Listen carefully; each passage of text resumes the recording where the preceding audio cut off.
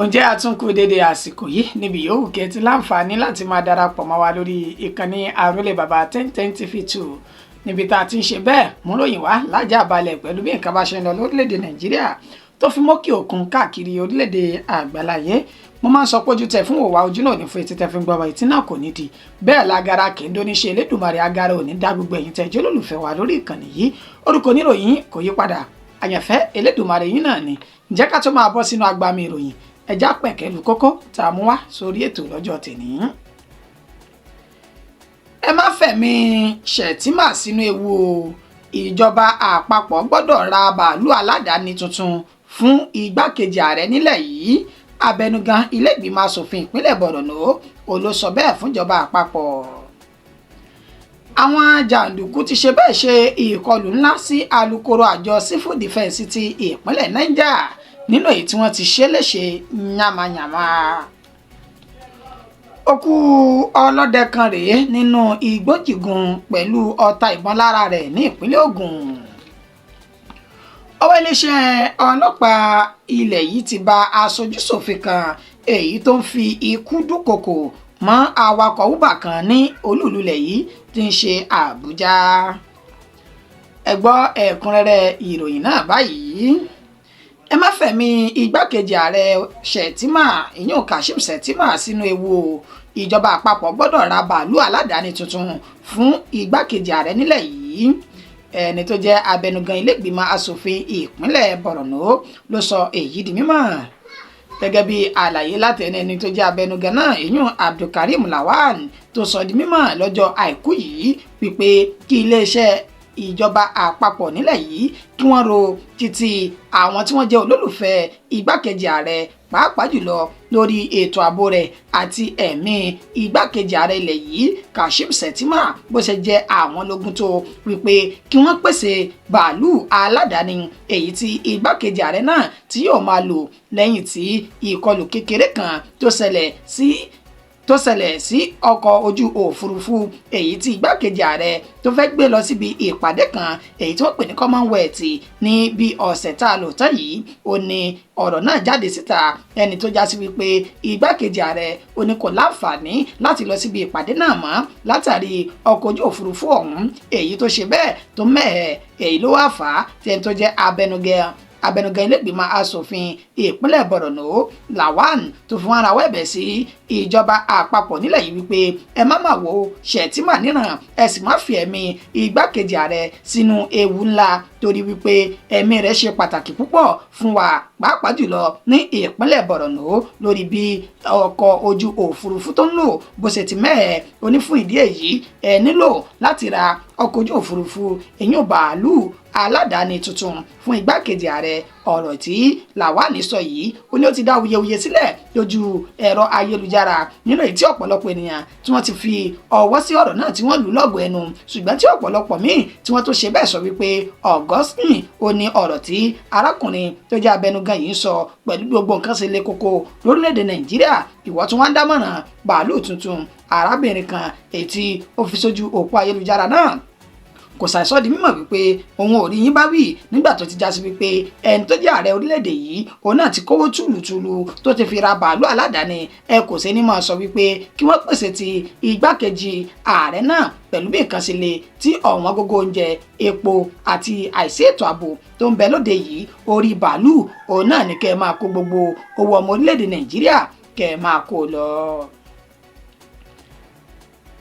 àwọn jàǹdùkú ni wọ́n ti ṣe bẹ́ẹ̀ ṣe ìkọlù ńlá sí alukoro àjọ civil defence ti ìpínlẹ̀ Niger nínú ètò ti fi ara gbọgbẹ́ yamayama báyìí.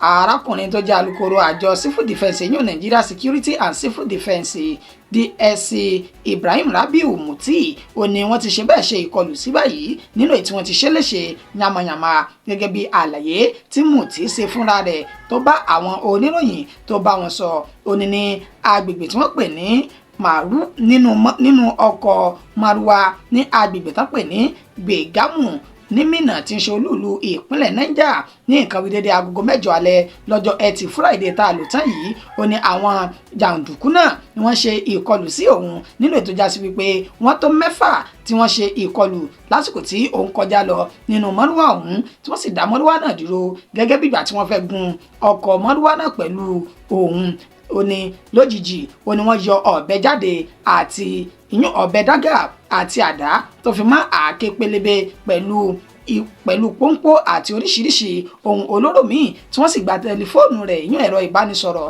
àti owó tó ń bẹ ní ara arákùnrin náà nínú ètò ni wọ́n gùn ní ìgúnkúgùn tí wọ́n gùn ní iwájú àti ẹ̀yìn tó sì fi ara gbọgbẹ́ yamayama ó ní ọ̀kan lára àwọn jàǹdùkú ọ̀hún tí wọ́n rí ṣòkòtò civil defence náà nídìí òun ó ní wọ́n sọ wípé sójà ní òun tí wọ́n rò wípé ọmọ ogun ilẹ̀ yìí ni wọ́n fi ṣe bẹ́ẹ̀ júbà ìhòòrò tí wọ́n sì bá ẹsẹ̀ wọn sọ̀rọ̀ ó ní bí kì í bá ṣe pé tọ́lá ṣòkòtò civil defence èyí tó ń sámọ́dì yìí níṣe ni ẹlẹ́kọ̀ọ́ ọ̀run kò bá ti ṣe bẹ́ẹ̀ polówó fún òun nígbà tí wọ́n ṣe àbẹ̀wò sí Mùtí ní ilé ìwòsàn ní ìlú Minna tó ń ṣe ìpínlẹ̀ Niger níṣe ni ó ní wọ́n ti gba ìtọ́jú báyìí o nínú tí wọ́n sì ti sọ di mọ̀ pé yóò padà sílé láti lọ́ọ́ máa tẹ̀síwájú nínú ìtọ́jú gbígbà rẹ̀ àmọ́ ṣá àjọ civil defence ti ìpínlẹ̀ Niger ó ní wọ́n ti ṣe bẹ́ẹ̀ náwó ìrànwọ́ sí alukoro wọn náà èyí tí àwọn jàǹdùkú tí wọ́n fẹ́ gbẹ̀mí lẹ́nu rẹ̀ ṣùgbọ́n tí orí ìyá àti bàbá rẹ̀ tó wà lẹ́yìn rẹ̀ tó sì kó yọ.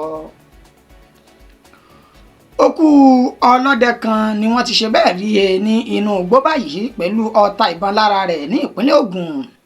Arákùnrin tí wọ́n pe orúkọ rẹ̀ ní Fẹ́mi tó jẹ́ ọlọ́dẹ ó ní wọ́n rí ní inú gbójúgbùn kan ní Ìjẹ̀bú Òde ní Ìjẹ̀bú Igbó tí ń ṣe ìpínlẹ̀ Ògùn gẹ́gẹ́ bí àlàyé tí Ọmọlọ́lá Odùtọ́lá alukoro iléeṣẹ́ ọlọ́pàá ìpínlẹ̀ Ògùn tó ṣe fún àwọn oníròyìn ó ní ọjọ́ 29 inú oṣù tá a wà yìí ó ní ìyàwó olóògbé náà tó jẹ́ Grace James ni ó wá fi ọ̀rọ̀ náà tó òun létí nínú ètò ti sọ́dúnmọ́ wípé ọkọ òun àti ọ̀rẹ́ rẹ̀ kan tí orúkọ tiẹ̀ ń jẹ́ Taorídì ó ní wọ́n jọ jáde láti ṣe ọdẹ lọ nínú ètí wọn kò darí wálé ní àti ìgbà tí wọ́n ti ṣe ọdẹ yìí èyí ló sì fà á tó fi mú ọ̀rọ̀ náà lọ tó ẹni tó jẹ́ olórí abúlé wọn èyí ò ní Ìjẹ̀bú Igbó náà tó fi lọ fi tó létí wípé òun ò máa rí ọkọ òun látìgbà tí wọ́n ti jọ jáde lọ ṣe iṣẹ́ ọdẹ bẹ́ẹ̀ ni kò rí Taorídì ọ̀rẹ́ rẹ̀ tí wọ́n jọ lọ ní ẹni tó jẹ́ baálẹ̀ abúlé ọ̀hún ló wá yan àwọn ọlọ́dẹ míì wípé ẹ wọ inú igbó lọ ẹ lọ́ọ́ rè ṣe àwárí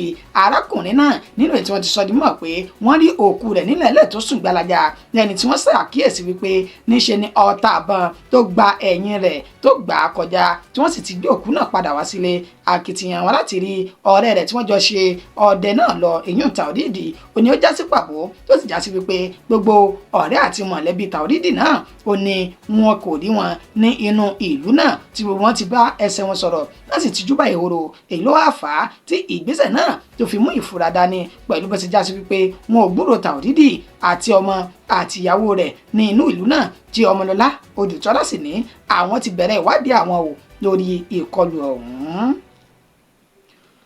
Ọwọ́ iléeṣẹ́ ọlọ́pàá ilẹ̀ yìí ti ṣe bẹ́ẹ̀ bá aṣojúṣòfin kan èyí tó ń fi ikú dúnkokò mọ́ awakọ̀ Uber kan nílùú Àbújá tí ń ṣe olúùlú ilẹ̀ yìí ẹni tó jẹ́ aṣojúṣòfin tí ń ṣojú fún ẹkùn Aba North àti Aba South èyún Alex Nkweye ó ní ọwọ́ ti bàbá yìí lẹ́ni tí wọ́n sọ dímọ̀ wípé ọwọ́ iléeṣẹ́ ọlọ́pàá ti bà á lẹ́yìn tí wọ́n fi ẹ̀sùn kàn wípé ń dúnkokò tó sì ń halẹ̀ ikú mọ́ ẹni tó jẹ́ awakọ̀ Uber kan èyàn Stephen Abuwetisaya ní olúlu ilẹ̀ yìí tí ń ṣe Àbújá gẹ́gẹ́ bí àṣegbọ́ àti bí ìròyìn náà bó ṣe jàrìnà lórí fídíò kan tó ń lọ lórí ayélujára ní ṣe ni arákùnrin Stephen Abuwetisaya tó jẹ́ awakọ̀ Uber tó sì máa ń gbé ọjà káàkiri lẹ́ni tí wọ́n máa ń rán níṣẹ́ ó ní wọ́n rán láti lọ gbé ọjà ìyún èyí tó jẹ́ ti arákùnrin Alex yìí tó ní ó dé ilé rẹ̀ láti gbé ọjà náà fún un nílé tó ti sọdúnmọ́ wípé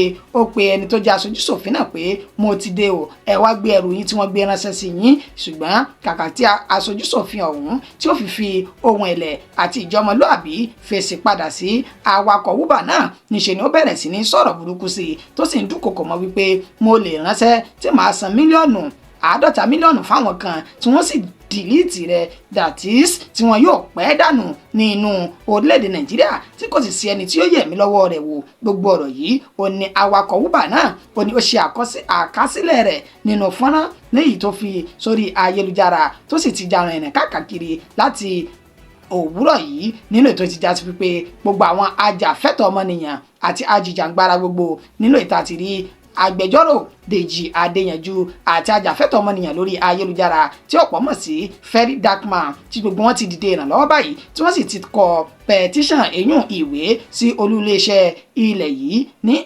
Abuja nínú olú-iléeṣẹ́ àwọn agbófinró ilẹ̀ yìí l'Abuja nínú ètò wọn ti sọ dímọ̀ wípé wọ́n ti bẹ̀rẹ̀ sí ní gbé ìgbésẹ̀ tí wọ́n sì ti fi òǹtẹ̀lù pé wọ́n ti fi páńpẹ́ òfin mú aṣojúṣòfin Alex Nkwuache náà tó ti wà ní akóló àwọn agbófinró báyìí tí wọ́n sì ti ń gbèrò láti gbé lọ sílé ẹjọ́ pẹ̀lú bó ṣe ń dúnkokò mọ́ ọmọnìyàn ẹgbẹ́ rẹ̀ ní orílẹ̀-èdè Nàìjíríà. Fídíò náà bẹ ní sàkání wáyà yìí lẹ́yìn tẹ́ ti gbọ́ gbogbo ẹ̀kúnrẹ́rẹ́ ìròyìn náà. Video, please.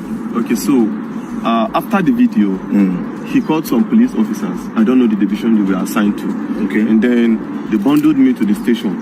I wanted to drive the car. They said no, I should not drive. Okay. So two sat beside me, and I was in their middle. Okay. And then they drove me down to the station. Okay. When they drove me down to the station, they said I should go inside. I had calls. They didn't allow me to take my calls. Okay. So they were not asking what happened. They didn't ask me. They were asking people that were not there, the police officers.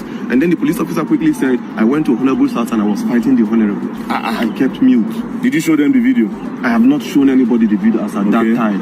Okay. They've not even the security person that came to bear witness as at that time have not seen the video. Okay. As at that time. Okay. So they now referred us to crime, that we should go to crime. So we went to crime. The man was not asking what happened. As I was explaining, initially I didn't explain. The man now said he cannot actually hear from one side. The other person has to come to actually give his own side of the story. And then the police officer said, when they said I fought him, they now said no, they should go and bring the man. Immediately his security man now called him, and they passed the phone to the IPO that was in charge of the case. And then the IPO was now talking to him on the phone and stepped out of the office where we were. And after some time, he came back and said he wants to go and do investigation at the Honorable's house. Okay, the IPO left you at the station and said he wants to go. Which station was this? Metama police station. So it happened within Metama? It happened within Metama. Okay, so the IPO left you at the station and went to the Honorable's house. Okay. And then after, they kept me there for over 2 hours. I was behind I was at the counter. I was not detained though. They kept you behind the counter? They kept me behind the counter. And then after 2 hours plus, he came back. And then he was now like, why did I record the video? Why did I now change that? He was not trying to change the narrative. And I asked him, is there a part of the law that says I cannot record what somebody is doing to me? He was becoming a threat to me.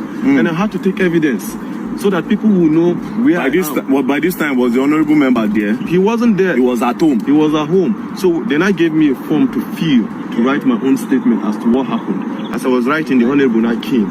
And then when he came, he started talking and he was shouting. Even at the station? Even at the station. He was calling you names? Calling me names. Like, I still kept mute and I was looking at him. So my colleagues were talking to him. Me, I've already had my own fair share of trauma from him. I don't want to actually have any engagement or any encounter with him. I just went to one corner and I sat down. And I was listening to everything he was saying. All the names he was calling me. You common boat driver, you're a poor man, you have pride in your poor, you have this, you have that. I kept mute. I said, so the problem you have now is a poor man cannot speak, that I'm in Nigeria and I shouldn't be treated as a foreigner in this country, as I'm from Delta State and I cannot be treated, I cannot have you treat me like a foreigner in my own. Now, when did you leave the station? I left the station at about, I think some minutes to 3 or so. Where's your car? My car is still at the station. So the police collected your car? They collected my car. And you left the station this morning? Yeah, I left the station. Was the honorable member detained? He wasn't detained. They let him go? They let him go. That's really, really sad. Now, I want to ask you a question. The woman that sent you that message, do you know her name? I didn't know her name first. Do you know her business name? I don't know her business name. It was a request. But I think I checked from my boat app. I think the last request that came in when I tried calling from the app, it was, I think, Gloria. Gloria. Yeah. Because she said something in that video. She said something like, and do you know who he is? She was also supporting him. That's why I'm asking you that if you know who she is. Now, what did you go and deliver to him? What even really happened? Just give me a brief summary of what happened before that video. Okay, before the video, I actually got a request on both. Okay. Right? I was closing already because I needed to resume work this morning at 8:30. Okay. So I was closing at 9:10. I said, let me just quickly go home so that I can have enough rest. So I got this request to Metama. I felt it was a normal request. And then she told me, no, that it's not a request, that I'm picking something up from a garden. Okay. Right? From a garden. Which garden? I don't know the name of the garden. She just described the garden that after Kado roundabout, Okay. you will see one orange color container and then there's a garden beside it. Okay. So I just quickly went there, parked. The girl just came without wasting time, brought the package that it's a snail. I said, Snail? okay, snail, yeah. So she dropped it. It was the girl that brought it and dropped it on the seat. She understood that part. Okay. I was like, okay, there's no problem. I'm going. So on getting to the man's house, I called him. Okay, I'm at your gate. And I said, okay, I should give it to the security man. They gave it to the security man. The security man explained where the house address is. So I drove down to the house. On approaching, I called the man again. I said, Oga, I'm here. He now said, I'm not here. That if you're here, I will see you. So I drove. He now said I should park beside one camera. When I parked beside the camera, I saw him, but I didn't know he was the one. So I saw him seated few meters away from my car. So I greeted, good evening, sir. He didn't respond. Good evening, sir. He didn't respond. So I presume he is not the one that I'm supposed to deliver this thing to. Okay. And since he didn't answer, the next thing is for me to call the person that has this package. The next thing I dialed the person's number. And his phone rang. And then the next thing he was like, are you stupid? Are you mad? Are you a fool? Bring my stuff for me. I was not happy at the way he talked to me because I was doing my professional job, right? I was not happy. So I was like, okay, this thing you're saying to me, it has not gotten to it. Normally, I'm not even supposed to bring this thing to you. You are supposed to come and pick it yourself. Yeah. That was the only thing that got him angry. You're asking me to come to your car to pick my stuff? Are you okay? Do you know who you're talking to? It's okay. I can see the anger on your face, don't worry. The truth is that Nigeria is for everybody. Nigeria is not for one person. If an honorable member will be treating people like this, then just imagine what the president supposed to do. Now, I need to remind you, we are all clamoring for the youth to come to power. See this one and our youth. I always say something. The youth are looking for a better. They are not trying to make this country better. A lot of them. They want to. Ẹ káàbọ̀ padà. Ìròyìn wa kò jù báyìí lọ fún ti àsìkò yìí. Ẹni tó ṣe àkójọpọ̀ rẹ̀ tó tún kà sí ti ìgbọ̀nyìn náà ni Àyànfẹ́ Elédùmarè. Ǹjẹ́ títí di ìgbà tá a tún padà máa fún wa ní ìròyìn míì. Orúkọ mi ò ní yí padà, Àyànfẹ́ Elédùmarè náà ni. Ẹ má gbàgbé láti bá a subscribe kẹ́ sì bá wa kọ́mẹ̀ntì sínú èyí tó bá kàn yín jù lórílẹ̀-èdè nínú àwọn ìròyìn tá a ti mú wá yìí. Títí dìgbà náà, ó dàárọ̀ o, oorun ayọ̀ la ó sùn.